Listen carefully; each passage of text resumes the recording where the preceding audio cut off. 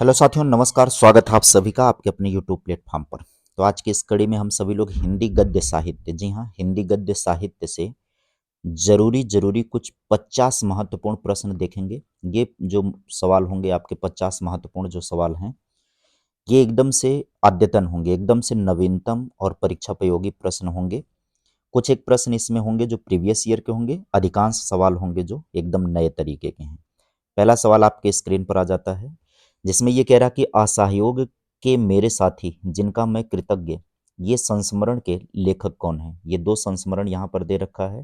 पहला संस्मरण कौन सा पूछ रहा है? पहला संस्मरण पूछ रहा है, चलिए पहला पूछ रहा असहयोग के मेरे साथी, और दूसरे में कह रहा है जिनका मैं कृतज्ञ हूँ या जिनका मैं कृतज्ञ। इस संस्मरण के लेखक कौन है? विकल्प आपके सामने है कि सच्चिदानंद, हीरानंद वात्स्यायन अज्ञेय जी, बनारसी दास जैन, राहुल सांकृत्यायन, इनमें से कोई नहीं। तो इसमें संस्मरण ये जो असहयोग के मेरे साथी और जिनका मैं कृतज्ञ हूँ, ये असहयोग आंदोलन के समय अपने साथियों के साथ बिताए गए संस्मरण को राहुल सांकृत्यायन जी ने लिखा है। यहाँ पर ऑप्शन नंबर कौन सा करेक्ट हो जाएगा भाई? यहाँ पर राहुल सांकृत्यायन का ये संस्मरण है दोनों, और दोनों महत्वपूर्ण रचनाएं हैं, सवाल परीक्षा में आपके पूछा जा सकता है। दूसरे नंबर पर चलेंगे। दूसरे नंबर का सवाल अब आपके स्क्रीन पर आता है। दूसरे नंबर में कह रहा है कि रामकुमार खेमका का संस्मरण कौन सा है। जी हाँ, किसका पूछ रहा है? रामकुमार खेमका का संस्मरण पूछ रहा है, कौन सा है? तो इसमें मेरी बड़ी छुट्टियों का प्रथम सप्ताह, हमारे आराध्य, इंग्लैंड के देहात में महाराज, बनारस का कुआं, यहाँ पर इधर उधर की सब बातें। ऑप्शन नंबर करेक्ट हो जाएगा कौन सा आपका? यहाँ पर ऑप्शन नंबर ये करेक्ट होगा कि इधर उधर की बातें, यही रामकुमार खेमका का संस्मरण है। अब ऐसे में अगर आपको डिटेल तरीके से तैयारी करना है, तो डिटेल तैयारी के लिए आपको चाहिए क्या कि ये जो बाकी विकल्प जो हैं, बाकी विकल्प में जो भी रचनाएं दे रखा है, उन रचनाओं को भी आप क्लियर कर लें, तो आपका कंफर्म होता जाएगा। चलेंगे अगले नंबर के सवाल की तरफ, और अगले नंबर के सवाल में आता है कि श्री राम शर्मा का रेखा चित्र कौन सा है। श्री राम शर्मा का रेखा चित्र यहाँ पर दे रखा है, कौन सा? श्री राम शर्मा का रेखा चित्र इनमें से कौन सा होगा? बोलती प्रतिमा, जंगल के जीव, शिकार, एक और दो। यहाँ पर सभी ऑप्शन आपके करेक्ट हो जाएंगे।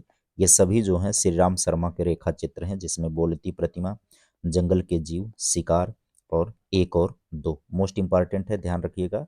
श्री राम शर्मा जी के ये रेखा चित्र में आता है बोलती प्रतिमा, जंगल के जीव, शिकार, एक और दो, और विकल्प नंबर आपका सही हो जाएगा कौन सा?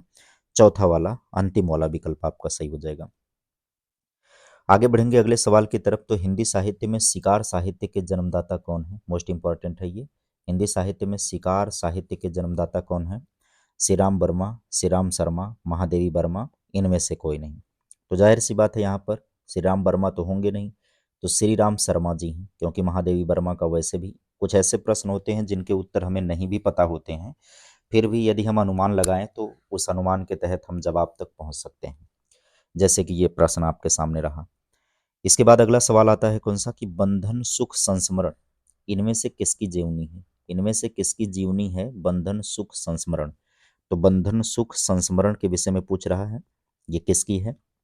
ईलाचंद जोशी, विश्वनाथ त्रिपाठी और गणेश शंकर विद्यार्थी। यहाँ पर ऑप्शन आपका सही हो जाएगा कौन सा? गणेश शंकर विद्यार्थी जी, राइट ऑप्शन आपका हो जाएगा सी वाला, कि बंधन सुख संस्मरण किसकी जीवनी है? तो बंधन सुख संस्मरण गणेश शंकर विद्यार्थी की जीवनी है।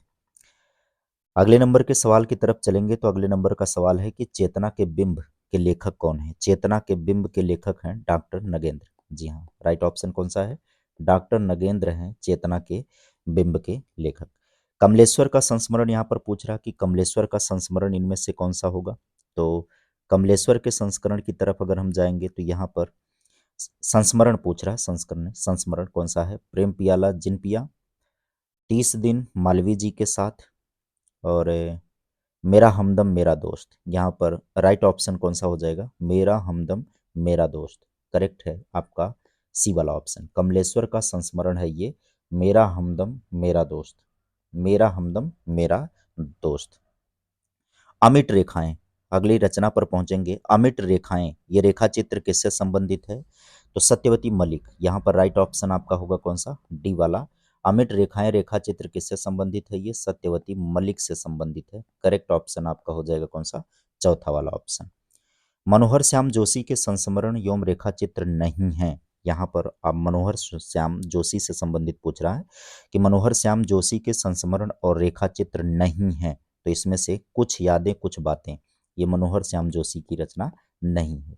यहाँ पर लखनऊ मेरा लखनऊ और रघुवीर सहाय रचनाओं के बहाने, बातों बातों में, ये मनोहर श्याम जोशी के संस्मरण और रेखा चित्र के अंतर्गत हैं। यहाँ पर नहीं है तो कुछ यादें कुछ बातें, यहाँ पर करेक्ट विकल्प आपका सही हो जाएगा कौन सा? करेक्ट विकल्प आपका सही हो जाएगा डी वाला। चलते हैं साहित्य देवता 1943 के लेखक कौन है? साहित्य देवता, साहित्य देवता 1943 के विषय में पूछ रहा है। तो साहित्य देवता 1943 के विषय में पूछ रहा है, तो ये माखनलाल चतुर्वेदी का है। यहाँ पर राइट ऑप्शन कौन सा हो जाएगा? माखनलाल चतुर्वेदी, ये साहित्य देवता 1943 के रचनाकार हैं। कौन? माखनलाल चतुर्वेदी, करेक्ट ऑप्शन आपका हो जाएगा।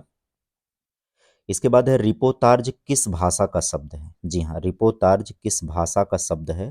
तो रिपोतार्ज होता है फ्रेंच भाषा का। यहाँ पर करेक्ट कौन सा होना चाहिए? बी वाला, कि रिपोतार्ज जो है वो फ्रेंच भाषा का है। हिंदी का पहला रिपोतार्ज जो है वो लक्ष्मीपुरा है। किस पत्रिका में ये छपा था, या किस पत्रिका में ये छपती थी? हिंदी का पहला रिपोर्टाज लक्ष्मीपुरा किस पत्रिका में छपा करती थी? तो लक्ष्मीपुरा का जो प्रकाशन या उसमें होता था रूपाभ पत्रिका के अंतर्गत। यहाँ पर करेक्ट होगा कौन सा? रूपाभ पत्रिका में लक्ष्मीपुरा का प्रकाशन होता था। करेक्ट विकल्प आपका हो जाएगा बी वाला ऑप्शन।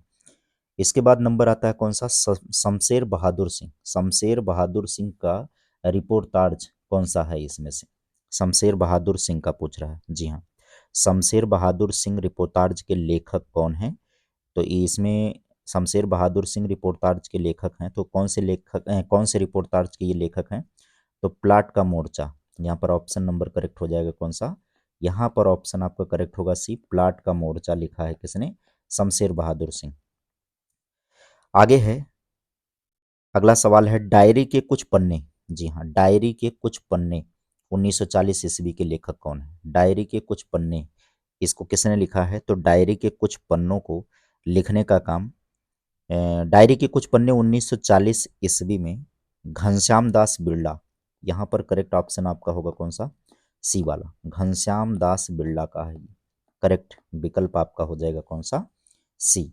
इलाचंद जोशी की डायरी कौन सी है? इलाचंद जोशी की डायरी, यहाँ पर सवाल है इलाचंद जोशी की डायरी कौन सी है? तो यहाँ पर मेरी कॉलेज डायरी, सेवाग्राम की डायरी, डायरी के कुछ नीरस पृष्ठ, यहाँ पर करेक्ट हो जाएगा कौन सा? डायरी के कुछ नीरस पृष्ठ, ये इलाचंद जोशी की डायरी है। यहाँ पर करेक्ट ऑप्शन आपका होगा कौन सा? सी वाला विकल्प। एक साप्ताहिक, एक साहित्यिक डायरी, बहुत महत्वपूर्ण है ये। एक साहित्यिक डायरी, ये रचना किसकी है? तो एक साहित्यिक डायरी जो है वो मुक्तिबोध की है। यहाँ पर करेक्ट विकल्प आप सही करिएगा कौन सा? सी वाला। और इसको कर लीजिएगा वेरी वेरी वेरी इंपॉर्टेंट, एक साहित्यिक डायरी किसकी है? तो ये मुक्तिबोध हो जाएगा यहाँ पर, गजानन माधव मुक्तिबोध की रचना। इसके बाद आता है दाना पानी के लेखक कौन है? जी हाँ, दाना पानी के लेखक पूछ रहा कौन है? तो लीलाधर मंडलोई, लीलाधर मंडलोई हैं दाना पानी के लेखक। यहाँ पर करेक्ट विकल्प आप सही करिएगा कौन सा? बी वाला। दाना पानी के लेखक कौन है? लीलाधर मंडलोई हैं। शांता कुमार डायरी के विषय में पूछ रहा है यहाँ पर। तो शांता कुमार डायरी किसने लिखा है? ये शांता कुमार डायरी किसने लिखा है? तो विकल्प आपका है कि मुख्यमंत्री की डायरी। अच्छा, शांता कुमार की डायरी यहाँ पर है, एक मुख्यमंत्री की डायरी। यहाँ पर करेक्ट विकल्प हो जाएगा कौन सा? आपका विकल्प नंबर सी सही हो जाएगा कि शांता कुमार की डायरी कौन सी है? एक मुख्यमंत्री की डायरी। हिंदी की पहली, हिंदी की पहली लेखिका जिन्होंने स्त्रियों को बाजारू वस्तु और उपभोक्तावादी संस्कृति की पीड़ा को प्रकट किया है, वो हिंदी की पहली लेखिका कौन है? हिंदी की वो पहली लेखिका कौन है जिन्होंने स्त्रियों को बाजारू वस्तु और उपभोक्तावादी संस्कृति की पीड़ा को प्रकट करने का काम किया है, वो कौन है? तो सिमोन दबुआ यहाँ पर हैं, और प्रभा खेतान है, महादेवी वर्मा, और यहाँ पर कृष्णा सोबती। तो करेक्ट ऑप्शन कौन सा होना चाहिए? तो करेक्ट ऑप्शन आपका यहाँ पर सही हो जाएगा कृष्णा सोबती। कृष्णा सोबती आपका राइट ऑप्शन हो जाएगा। चलिए आगे बढ़ेंगे। प्रभा खेतान की स्त्री विमर्श नहीं है, यहाँ पर प्रभा खेतान का स्त्री विमर्श इसमें से कौन नहीं है? तो उपनिवेश में मिस्त्री, मुकित कामना की 10 वार्ताएं, छम्मक छल्लो कहिस। यहाँ पर राइट ऑप्शन करिएगा कौन सा? राइट ऑप्शन आप सी सही करिएगा। ये प्रभा खेतान का स्त्री विमर्श नहीं है, छम्मक छल्लो कहिस। बाकी जो उपनिवेश मिस्त्री, मुकित कामना की 10 वार्ताएं, अलबेयर कामू पहला आदमी, ये सभी प्रभा खेतान की स्त्री विमर्श की रचना है। यहाँ पर विकल्प नंबर सी हटा दीजिए। आइए आगे बढ़ेंगे। दलितों के लिए दलितों द्वारा लिखा जा रहा साहित्य दलित साहित्य है, ये कथन किसका है? दलितों के लिए दलितों द्वारा लिखा जा रहा साहित्य दलित साहित्य है, यह कथन किसके द्वारा है? यहाँ पर प्रेम कुमार मणि, करेक्ट ऑप्शन आपका हो जाएगा कौन सा? प्रेम कुमार मणि ने ये कथन कहा है कि दलितों के लिए दलितों द्वारा लिखा जा रहा साहित्य दलित साहित्य है। करेक्ट विकल्प आपका सही हो जाएगा कौन सा? सी वाला ऑप्शन। हिंदी साहित्य में हीरा डोम की प्रथम कविता अछूत की शिकायत 1914 ईस्वी में किस पत्रिका में छपी थी? इसको मोस्ट इंपॉर्टेंट कर लीजिएगा इस सवाल को। ये पूछ रहा है हिंदी साहित्य में हीरा डोम की प्रथम कविता अछूत की शिकायत 1914 ईस्वी में किस पत्रिका में छपी थी? और ये आप सभी को पता है, चिरपरिचित सा सवाल है ये, सरस्वती पत्रिका में ये छपा था। यहाँ पर करेक्ट उत्तर आपका सही हो जाएगा कौन सा? करेक्ट ऑप्शन आपका सी वाला सही हो जाएगा। अगले सवाल की तरफ हम लोग बढ़ेंगे। तो अगला सवाल आपके स्क्रीन पर है कि मैं अपने एक पुत्र के लिए हजारों पुत्र को कुर्बान नहीं कर सकता हूँ, यह कथन किसका है? मैं अपने एक पुत्र के लिए हजारों पुत्र को कुर्बान नहीं कर सकता हूँ, ये डॉक्टर भीमराव अंबेडकर। यहाँ पर राइट ऑप्शन आपका हो जाएगा कौन सा? डॉक्टर भीमराव अंबेडकर, विकल्प नंबर सी। इसके बाद आता है चमार हूँ मैं, लेखक कौन है? चमार हूँ मैं के लेखक कौन है? तो बिहारी लाल हरित। यहाँ पर बिहारी लाल हरित इस रचना के लेखक हैं। करेक्ट ऑप्शन आपका सी सही हो जाएगा। आइए, एक थी कोठे वाली तथा अन्य कहानियां 2012 की लेखिका कौन है? एक थी कोठे वाली और अन्य कहानियां 2012 के लेखक कौन है? तो ये अनीता भारती। यहाँ पर करेक्ट ऑप्शन आप सही करिएगा कौन सा? पहला वाला ऑप्शन ही आपका करेक्ट हो जाएगा। छप्पर के लेखक, अगले क्वेश्चन की तरफ हम बढ़ेंगे। छप्पर के लेखक कौन है? तो छप्पर के लेखक हैं जयप्रकाश करदम। जयप्रकाश करदम, यहाँ पर विकल्प आपका हो जाएगा कौन सा? बी। छप्पर के लेखक कौन है? जयप्रकाश करदम है। सवाल अगला आता है, हिंदी की पहली दलित आत्मकथा मानी जाती है। हिंदी की पहली दलित आत्मकथा किसको माना जाता है भैया? अपने अपने पिंजरे। अपने अपने पिंजरे, यहाँ पर करेक्ट ऑप्शन होगा कौन सा? अपने अपने पिंजरे। करेक्ट ऑप्शन आपका हो जाएगा अपने अपने पिंजरे। आगे बढ़ेंगे। मणिकर्णिका के लेखक कौन है? तो मणिकर्णिका के लेखक हैं तुलसीराम। यहाँ पर विकल्प आप सही करेंगे कौन सा? विकल्प आप सही कर देंगे सी वाला, तुलसीराम। मोहनदास नैमिष राय की आत्मकथा, यहाँ पर पूछ रहा अगले सवाल में कि मोहनदास नैमिष राम की आत्मकथा कौन सी है? तो मोहनदास नैमिष राय की आत्मकथा के संबंध में कौन सा उत्तर सही हो जाएगा? तो यहाँ पर सभी इन्हीं की रचनाएं हैं। यहाँ पर करेक्ट ऑप्शन कौन सा होना चाहिए? मोहनदास नैमिष राय की आत्मकथा में हेलो कामरेड आ जाएगा, क्या मुझे खरीदोगे, उदालतनामा आ जाएगा, 1.5 इंच मुस्कान आ जाएगा। यहाँ पर आपके राइट ऑप्शन कौन से हो जाएंगे? मोहनदास नैमिष राय। चलिए आगे बढ़ा जाए। दलित पत्रकारिता की शुरुआत डॉक्टर भीमराव अंबेडकर के किस पत्रिका से होती है? सवाल अगला है, दलित पत्रकारिता की शुरुआत डॉक्टर भीमराव अंबेडकर के किस साहित्य से होती है? तो यहाँ पर मूक नायक, आपका ऑप्शन कौन सा सही होगा? मूक नायक आपका ऑप्शन सही हो जाएगा। इसके बाद अगला कह रहा कि कला के हस्ताक्षर किसका साक्षात्कार है?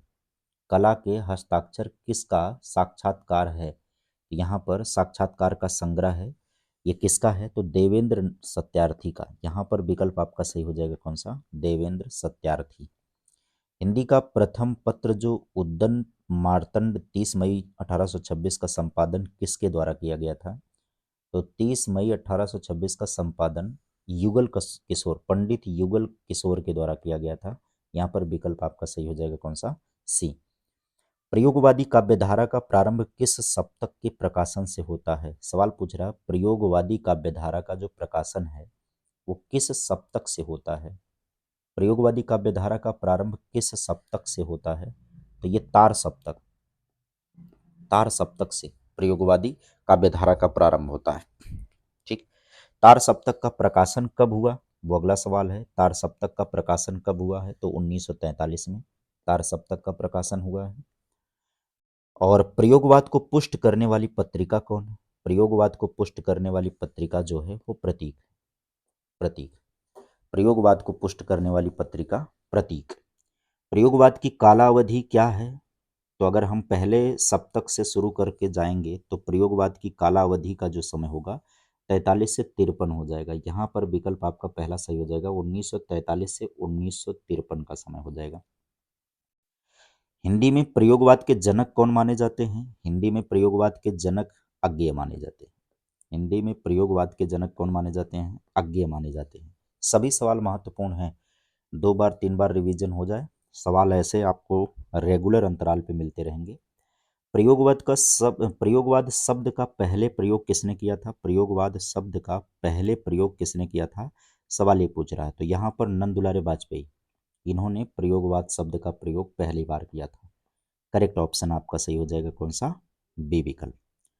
प्रयोगवादी कवियों की रचनाओं के विषय में पूछ रहा है, किस सप्तक में संकलित हैं? प्रयोगवादी कवियों की रचनाएं किस सप्तक में संकलित हैं? तो जब प्रयोगवाद दूसरे सप्तक में मिलती हैं, प्रयोगवादी कवियों की रचनाओं का संकलन कहाँ प्राप्त होता है, तो ये दूसरे सप्तक में प्राप्त होता है प्रयोगवादी कवियों की रचनाओं का संकलन।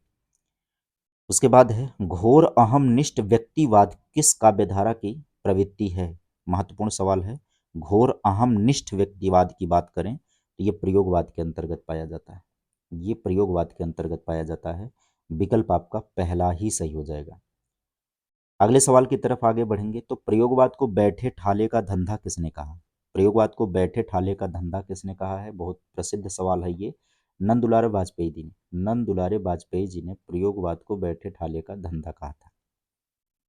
इसके बाद अगले सवाल की तरफ चलेंगे तो तार सप्तक में कितने कवियों की रचनाओं को संकलित किया गया है? तो 7 कवि हैं। तार सप्तक में कुल कितने कवि हैं? तो तार सप्तक के अंतर्गत कवियों की संख्या की बात करें तो तार सप्तक के कवि, तार सप्तक के कवि, तार सप्तक के कवि की बात कर लें। चलिए, तो तार सप्तक के प्रकाशन की बात तो हो गई थी, 1943 में इसका प्रकाशन हुआ था। और इसमें कुल कितने कवि हैं? 7 कवि हैं। और इन 7 कवियों में से कौन कौन कवि हैं? तो देखिए, आज्ञे ने दूसरे तार सप्तक का, तीसरे तार सप्तक का प्रकाशन किया था। और ज्ञानपीठ द्वारा, भारतीय ज्ञानपीठ 1943 ने तार सप्तक का प्रकाशन किया था। अब इसमें जो कवियों की बात करें, 1943 में कवियों का जो कालक्रम के अनुसार अगर विवरण लिया जाए, कौन कौन से 7 कवि हैं, चूंकि ये महत्वपूर्ण है, इसके विषय में हम लोग सीख लें तो बेहतर ही होगा। इसके सवाल आते हैं परीक्षा में। तो इसमें कौन कौन से कवि आ जाएंगे, तो उनके नाम नोट कर लें क्रम से। कौन कौन इसमें आ जाएंगे, तो देखिए, सबसे पहले अज्ञे आ जाएंगे। और ये क्रम भी कई बार परीक्षा में पूछा जाता है। तो सबसे पहले नंबर पर अज्ञे आ जाएंगे। 1911 से लेकर के इनका जो समय है, 1911 से 1987, ये कालक्रम के हिसाब से पूछा जाता है तार सप्तक के कवियों को। रामविलास शर्मा जी दूसरे नंबर पर हम लोग नोट कर लेते हैं, किसको? रामविलास शर्मा जी, रामविलास शर्मा। अब रामविलास शर्मा की बात करें तो इनका जो समय है वो है 1912 से 2000, 1912 से 2000। गजानन माधव मुक्तिबोध की बात कर लें तो गजानन माधव मुक्तिबोध, गजानन माधव मुक्तिबोध। चलिए, गजानन माधव मुक्तिबोध की बात कर लें तो इनका जो है 1917, इनका जो जन्म है 1917 और 1964। गजानन माधव मुक्तिबोध के बाद प्रभाकर माचवे, प्रभाकर माचवे, प्रभाकर माचवे का समय कितना हो जाएगा? 1917 हो जाएगा। इनका भी जन्म जो है वो 1917 है। सॉरी, प्रभाकर माचवे का भी 1917 है। 1917 से 1991, 1991 का समय है इनका। नेमीचंद्र जैन अगले नाम में आ जाएगा, कौन? नेमीचंद जैन, नेमीचंद जैन अगला नाम हो गया। इनका जो समय होता है वो भी 1918 इनका जन्म का समय प्राप्त है। गिरिजा कुमार माथुर आ जाएंगे अगले कवि, गिरिजा कुमार माथुर। गिरिजा कुमार माथुर आ जाएंगे इसमें। गिरिजा कुमार माथुर 1918, 1918 से 1994, 1994। भारत भूषण अग्रवाल, भारत भूषण अग्रवाल, भारत भूषण अग्रवाल इनका जो है 1919, 1919, 1975, 1975। ये हैं तार सप्तक के 1, 2, 3, 4, 5, 6, 7, 7 कवि जो तार सप्तक में जिनकी रचनाओं को शामिल किया गया था, ये सभी हैं। अब आगे बढ़ेंगे अगले सवाल की तरफ। तो तार सप्तक में कौन शामिल नहीं है? तो रामधारी सिंह दिनकर को हटा दीजिए, वो तार सप्तक में शामिल नहीं है, क्योंकि हमने अभी अभी सभी रचनाओं को देख लिया, तो तार सप्तक में कौन शामिल नहीं होगा, तो उसमें से क्लियर हो गया तार सप्तक में कौन शामिल नहीं होगा। तो रामधारी सिंह दिनकर तार सप्तक में शामिल नहीं होंगे। अब बात आती है दूसरे तार सप्तक का जो प्रकाशन हुआ है वो कब हुआ है? तो 1951 में दूसरे तार सप्तक का प्रकाशन हुआ है। इसके बाद आता है रहस्य पुरुष। रहस्य पुरुष का बिंब मुक्तिबोध की किस कविता में प्राप्त होता है? तो अंधेरे में। मुक्तिबोध की कौन सी कविता? अंधेरे में, इसी में रहस्य पुरुष का बिंब प्राप्त होता है। करेक्ट विकल्प आपका सही हो जाएगा कौन सा? अंधेरे में। इसके बाद अगले सवाल की तरफ चलेंगे और अगला सवाल है, बह गई बहकी हवाएं चैत की, कट गई पहले हमारे खेत की। रचनाकार कौन है इस पंक्ति के?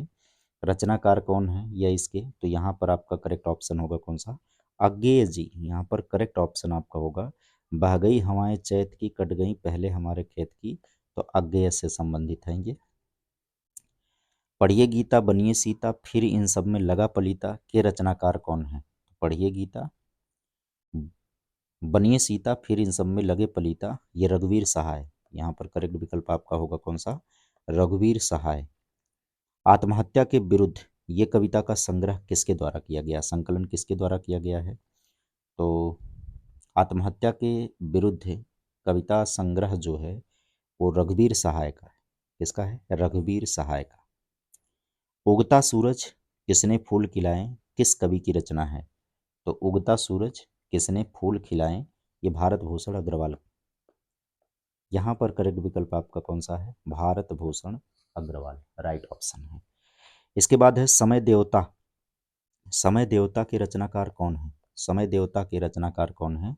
नरेश मेहता। नरेश मेहता इसके रचनाकार हैं समय देवता के। करेक्ट विकल्प आपका कौन सा है? बी वाला। प्रार्थना पुरुष में किसका चित्रण नरेश मेहता जी ने किया है? तो प्रार्थना पुरुष में किसका चित्रण किया गया है? तो ये महात्मा गांधी जी का चित्रण यहाँ पर किया है। तो यहाँ पर विकल्प आपका सही हो जाएगा कौन सा? पहला वाला ही आपका ऑप्शन करेक्ट हो जाएगा। तो ये आपके 50 सवाल रहे। टोटल 50 क्वेश्चन हमने गद्य साहित्य से उठाए हैं। आगे भी आपको इस तरीके से बेहतरीन बेहतरीन सवालों का संग्रह प्राप्त होता रहेगा।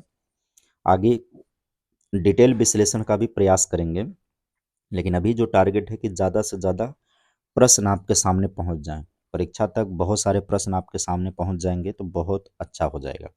आप सभी लोगों को सेशन कैसा लगता है, क्वेश्चन कैसा लगता है, इस बात को लेकर के कमेंट जरूर किया करें वीडियो के नीचे। और हाँ, लाइक शेयर जरूर किया करें, सब्सक्राइब कर दें यदि आप पहली बार चैनल पर विजिट कर रहे हैं तो। Bye bye, take care.